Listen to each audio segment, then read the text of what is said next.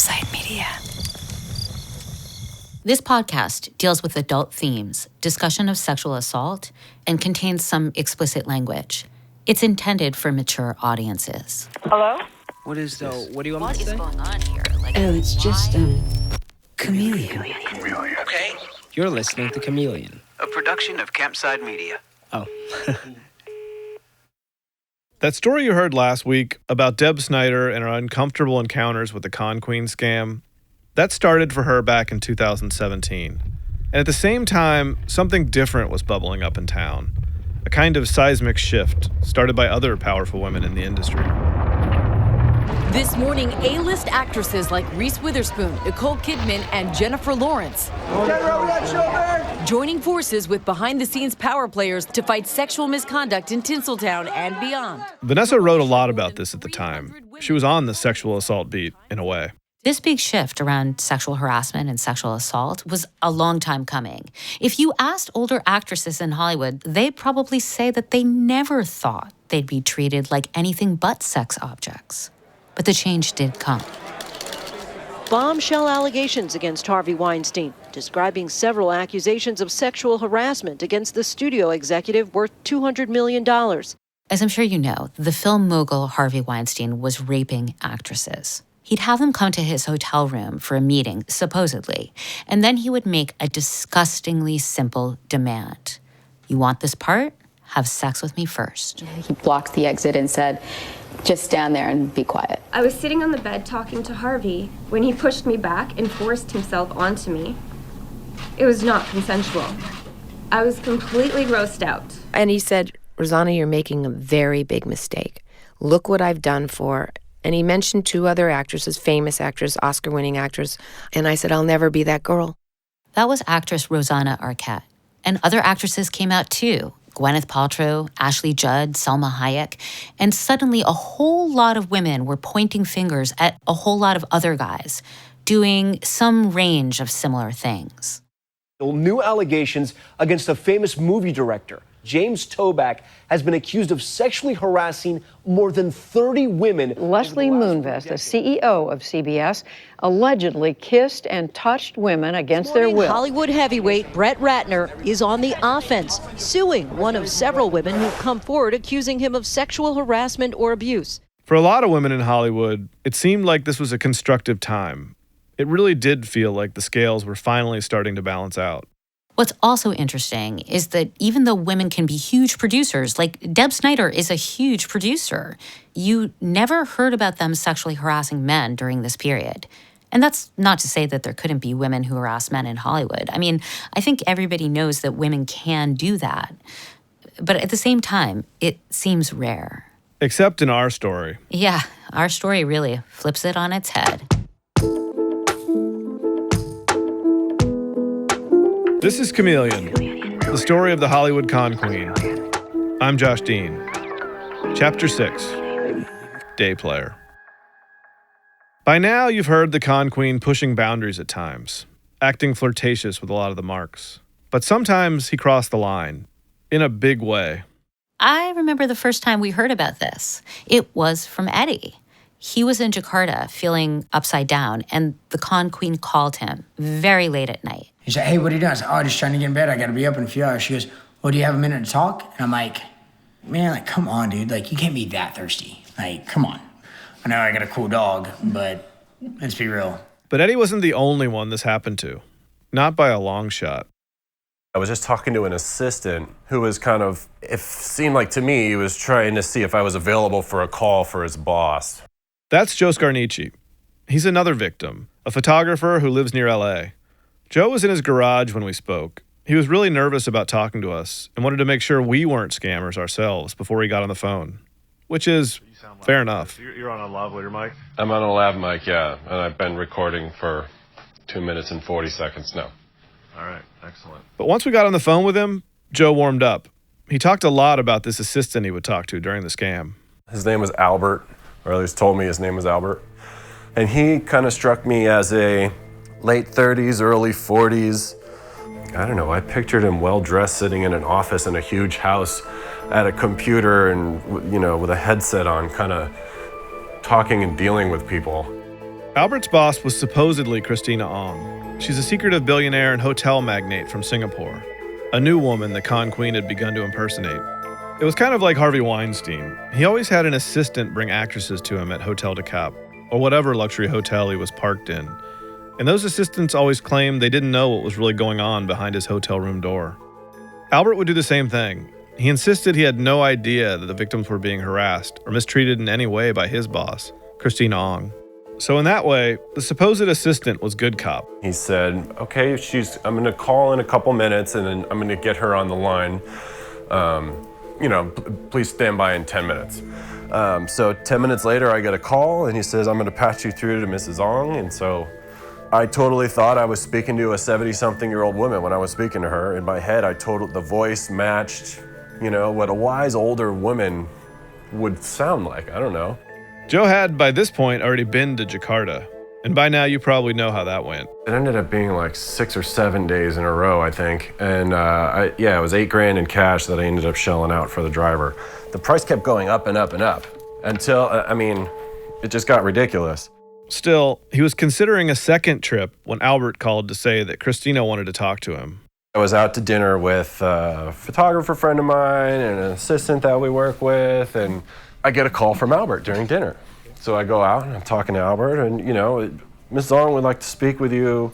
I'm like, I'm at dinner. And she's like, well, she's getting into another meeting with her business people. Joe wasn't sure he even wanted to go back to Jakarta, but he felt like he had to take the call. So he walked out of the restaurant, leaving his friends inside. Things were already feeling a bit off, but he wasn't prepared for how weird it was about to get. I'm pacing the sidewalk on the phone, and she goes, it's really loud where you are. Can you go somewhere quiet? And I'm like, well, outside a restaurant. And she's like, but I can't really hear you. So I kind of duck into a doorway, and she says, here's what I'm going to do.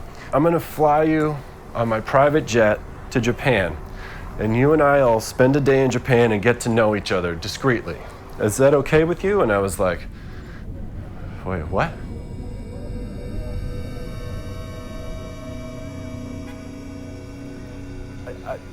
I understand your want for privacy of this project. I was like, but a discreet relationship where I come from means something different. And she's just like, I'd really love to meet you in person. We were supposed to meet. And she starts blowing me kisses into the phone. And she's like, blow me a kiss. Tell me you want to meet me in Japan. And she started calling me darling. Darling, I just want to, just blow me a kiss. I can't hear you. Can you blow me a kiss? And I'm like, Joe was sort of floored. This was uncomfortable, to say the least. He got off the phone and went back inside, where his friends were laughing at him because he was so obviously flustered. Then his phone rang. Albert again. He's talking to me and he's like, you need to tell me exactly what you told Christina. And I said, well, she started saying she wanted to fly me to Japan in discreet relationship. I said, where I come from, Albert, that means something way different. I always felt like I could talk to Albert differently than Christina. And he says, you're speaking to a 72-year-old woman. I said, I know this, which is also why I'm weirded out about this. He says, look, I think it's possible that something was lost in translation or a cultural misunderstanding here. He said, by discreet relationship, she just means she doesn't want everybody knowing she's going to Japan with anybody. And I was like, okay, I get it, but I just needed to clarify. And I didn't mention to Albert that she was blowing a kiss. I was just kind of embarrassed about that to speak to him about it. Inside, as all of this was happening, Joe's friends pulled out their phones and started Googling about Indonesia and internet scams. My assistant comes running out of the restaurant, and he pulls his phone out and he shows me. And the first thing I see is Carly Rudd's blog post about Indonesian scam. Hey guys, I don't normally do this, but I was recently victim to a highly elaborate international business scam. And there's a photo, and the photo was the guy that drove me around for the past 6-7 days in Jakarta. Right away, I was like, ugh. And on the phone with Albert at the same time, who's, audibly upset at the situation because his boss is very upset, and I've done something to upset his boss. And he's trying to figure out what the hell just happened because we've been having such a good work experience with each other for the past, week and a half. And so I'm like, start flicking through, and it's like, this is a scam. I started reading her post. And so in my head, I'm like, I don't know what the hell is going on. Sorry for all the swearing. Oh, that's fine.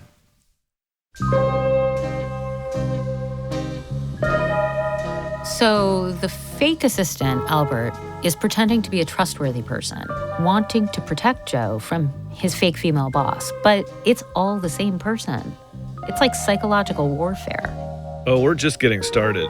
It gets worse after the break.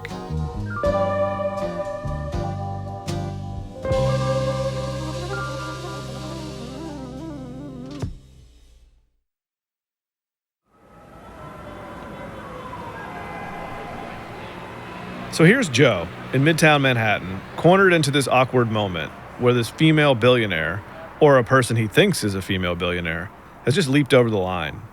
Then, within moments, he learns it's a scam.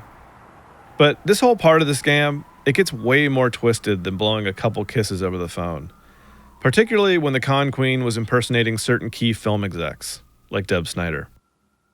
Turns out that one of the fake Deb's favorite activities, when she wasn't inventing ridiculous movies like Gotham City Sirens, was to recruit actors.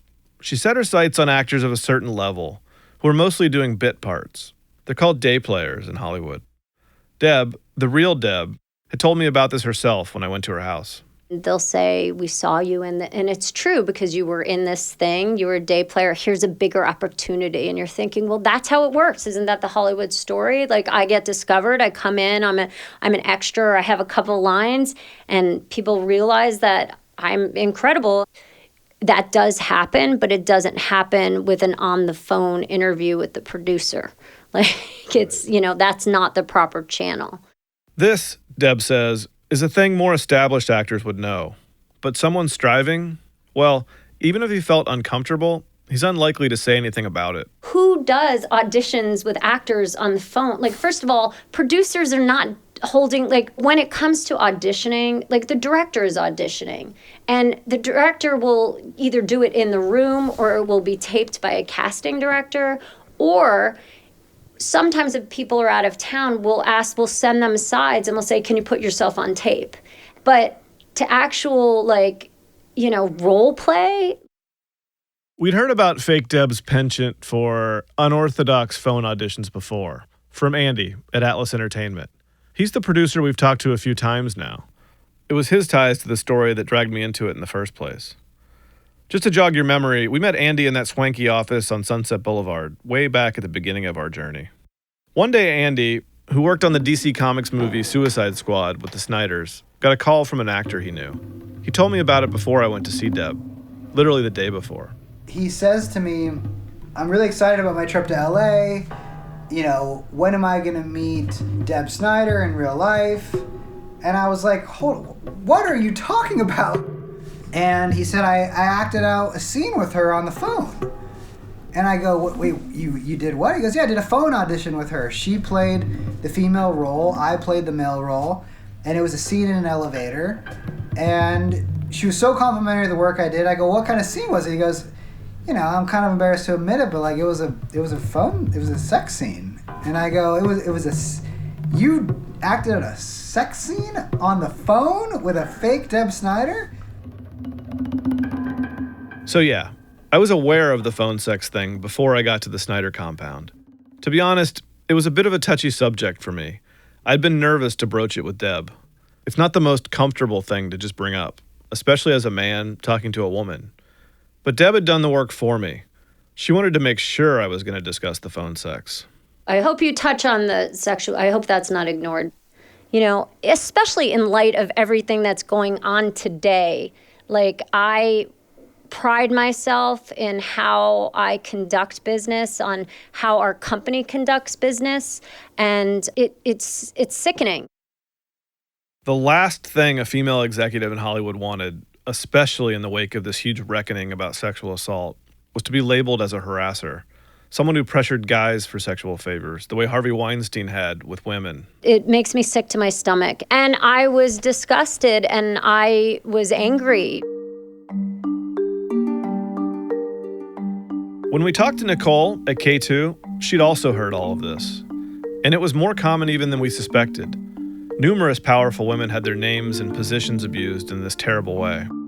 I've heard of some men who thought they were having virtual relationships with this woman. So there were actually men who for a period of time thought they were in a had emotional connection with some powerful Hollywood executive? Yeah, they thought they were going to be a sugar baby.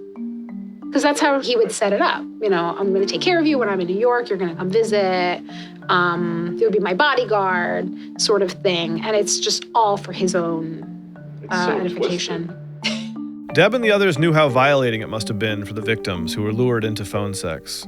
These men who were just trying to get jobs in a business that rarely offers a break. And the irony is, these powerful women who were so upset that they were getting painted as harassers in the Me Too era, they all thought it was another woman who was doing it to them, when, of course, it was just another man.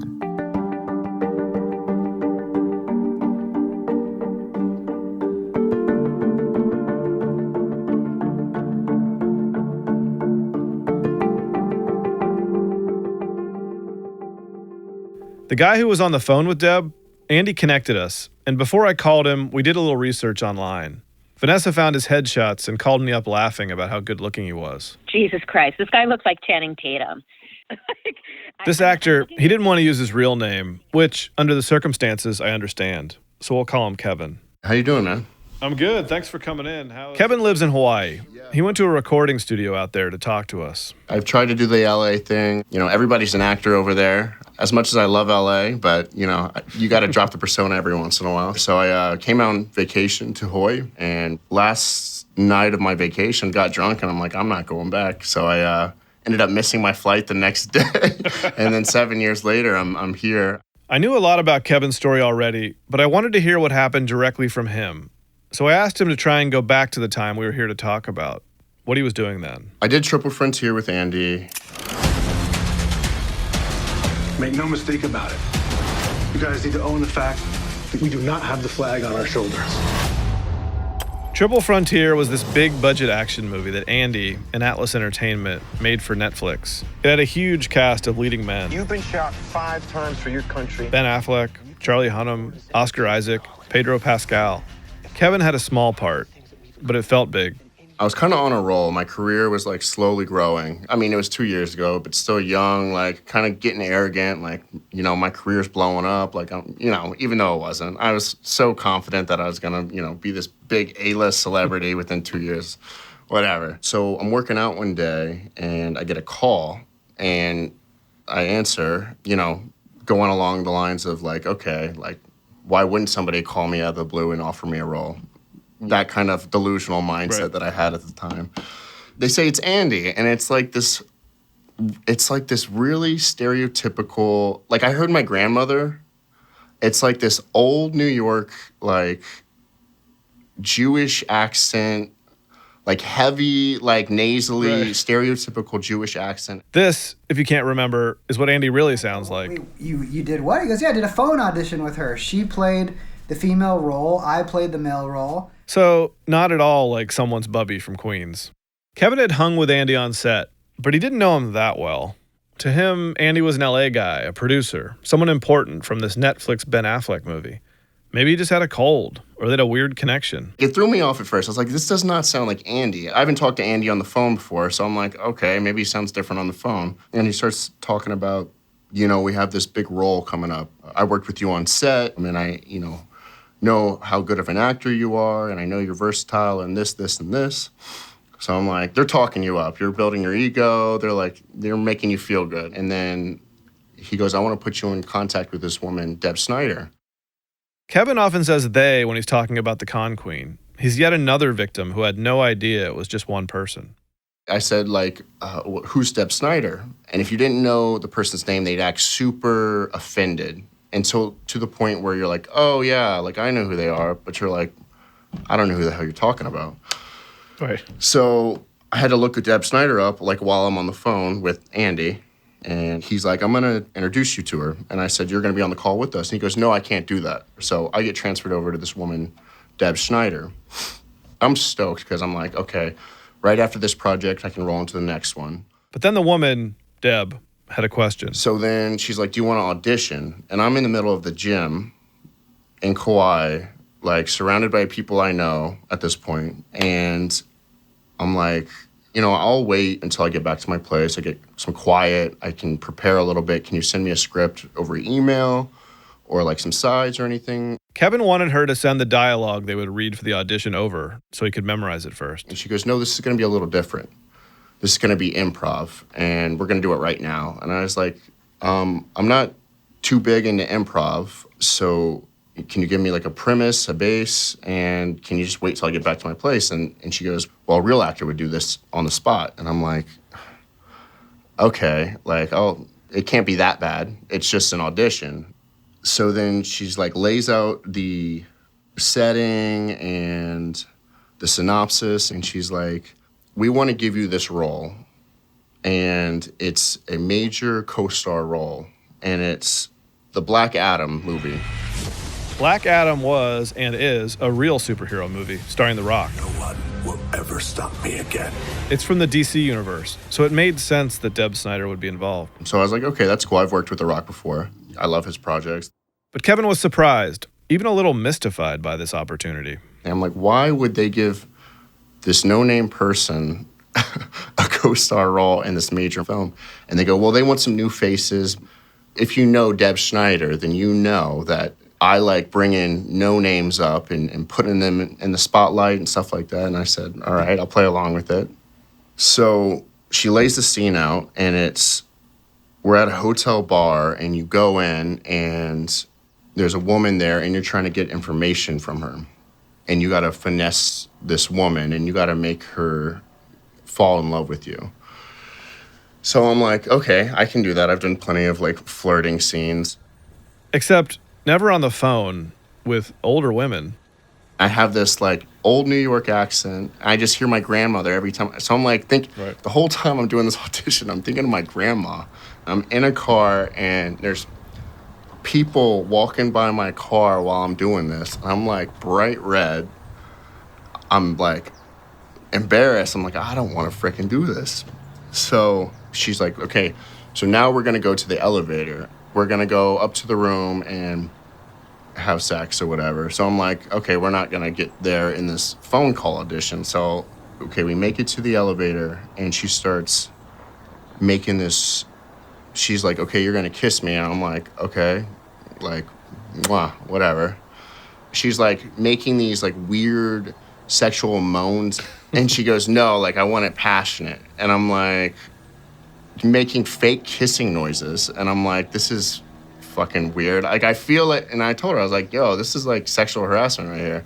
And she goes, well, a real actor would be able to handle this and do this. And she goes, well, then our time here is done. And I was like, okay. And then she hangs up. So I go back in the gym, and I'm like, I feel like gross. And not just gross. Kevin felt like he'd blown it. Something huge. I was like, damn, like, granted, I fucked up auditions before, but I felt like this was something big, and I really fucked this up. For better or worse, Kevin gets a second chance. Right after a short break.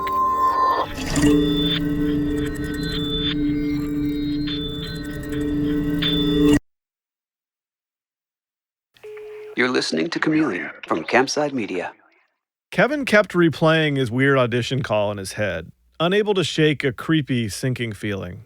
He had done what felt like the right thing, standing up for himself, and yet he felt terrible about it. Because doing the right thing had probably cost him the biggest break of his life. The next day, I'm on set, and I think we're eating breakfast, and I get a call. She's like, hey, we decided to give you another opportunity to make up for yesterday and stuff like that. So I'm like relieved. I'm like, oh, thank God. Like, I get another opportunity to, try out for this role. But remember, he was at work in Hawaii. I was like, well, I'm on set right now. Can I give you a call when I get back to my place tonight? And she goes, no, you have to do it right now. I was like, okay, I'll give it a shot, but can we do a different scene than yesterday? And they go, no, the scene has to be this. This is the biggest scene, so we want to make sure you can handle it. And then she's like, here, have a conversation with Andy real quick, and then I'll transfer you back over. So she transfers me back to Andy and then starts talking to me. Again, this is the bizarro Andy with a strange accent. And then goes through the whole scene again. And I'm like giving it a little more because I'm like, I don't want to fuck this up. And then she goes, okay, I'll give you a call and see if you're up for it later. Hangs up. 2 days go by and I get another call. And she's like, I want to fly you over. I'm going to switch you over to Andy. He's going to get your information. We're going to fly you to LA. As much as he wanted to go after this big co-star role on the Black Adam movie, Kevin couldn't just get up and leave the show he was on. Day player or not, he needed the job. And she goes, screw that job. If you were a real actor, you would drop that job and come fly over right now and come see me. And it turned into this whole, it went from an audition to you're going to come see me. And it's like, do you want me? And do you want this job? It turned into like a weird Harvey Weinstein, like, now I'm in control. Like, if you want this job, you're going to please me. And I'm like, I want the job, but I'm not like that desperate to, sleep with somebody to get the job. Was she implying that you should sleep with her when you went to LA? Or was that just between the lines? Like, I want you to come and stay with me. She wasn't like flat out. No, it was flat out. It was flat out. She flat out said, you're going to come stay with me while my husband's away or something like that. And we're going to get you this job. Yeah. Right. So pretty clear what by she meant by that. The third or fourth phone call was pretty direct. Like, to get this job, you're going to sleep with me. So yeah, the Weinstein treatment. This is my dream. Like, I've always wanted to be like, shit. I was 3 years old, doing mock interviews at Stone Mountain, pretending like I was in a movie. Like this has always been my dream and my passion. My goal was to, star in a major film. So this was like, okay, like it was a silver platter. But at the same time, it's like, to what am I willing to sacrifice in order to accomplish that dream and reach that dream?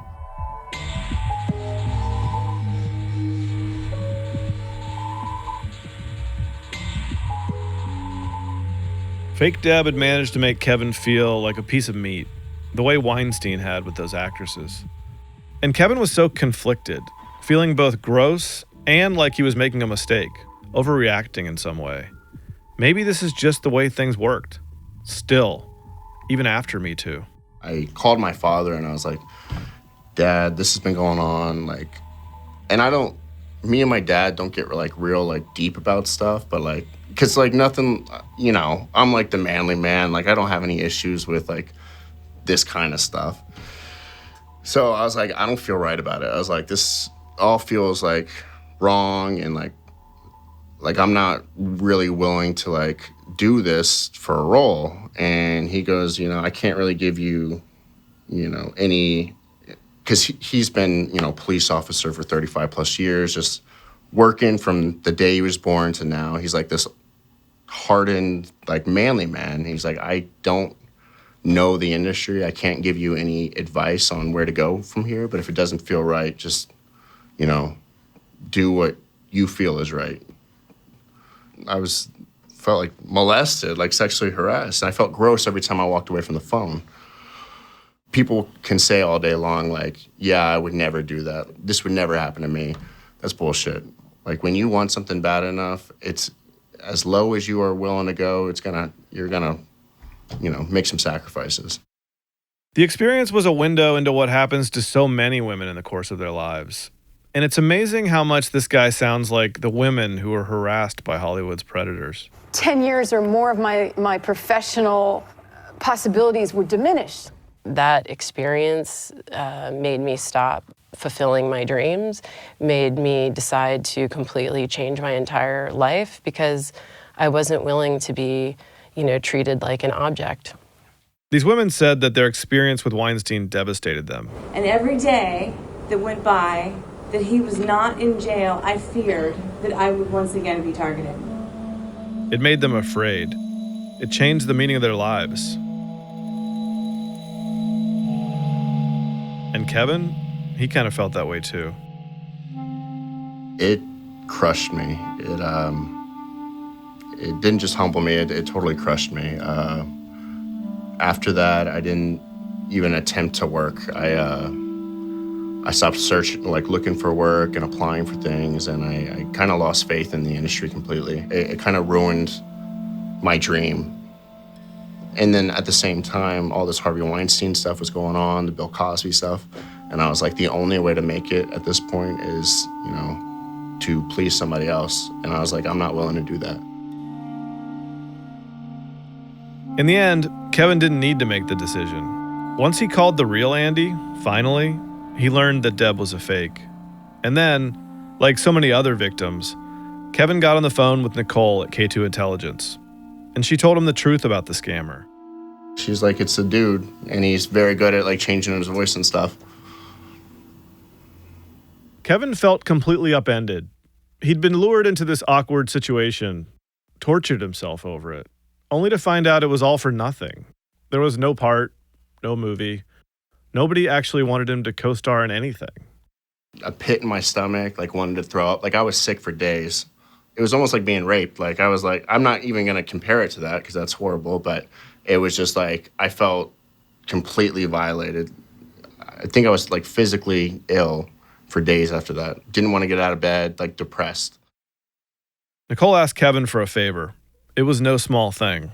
She goes, hey, we want you to get back on the phone with this person and try to record the call.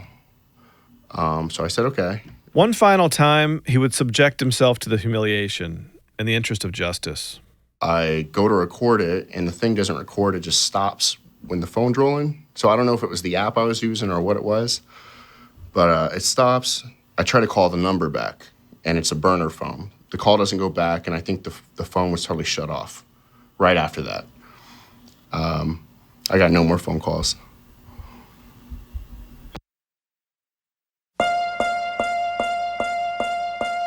Fuck the what's next, go and cash your bad checks.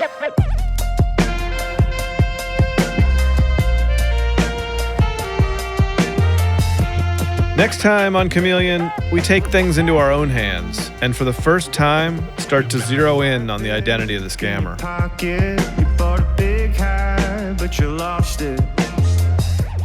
Chameleon is a production of Campside Media. It's developed, created, and written by Vanessa Grigoriadis and me, Josh Dean. The executive producer is Mark McAdam. Our associate producer is Abakar Adan. Fact-checking by Callie Hitchcock. Editorial support by Doug Slaywin and Natalia Winkleman. Our technical consultant is Ben Decker of America. Our theme song is Bad Checks by Houses. Sound design and additional music by Mark McAdam. Our consulting producers are Andy Horowitz at Atlas Entertainment and Charles Mastro Pietro at Circle of Confusion. The executive producers at Campside Media are me, Josh Dean, Vanessa Grigoriadis, Adam Hoff, and Matt Scher. If you enjoyed Chameleon, please rate and review the show on Apple Podcasts. It helps other listeners like you find the show. And make sure to subscribe to the show on Apple, Spotify, or wherever you get your podcasts.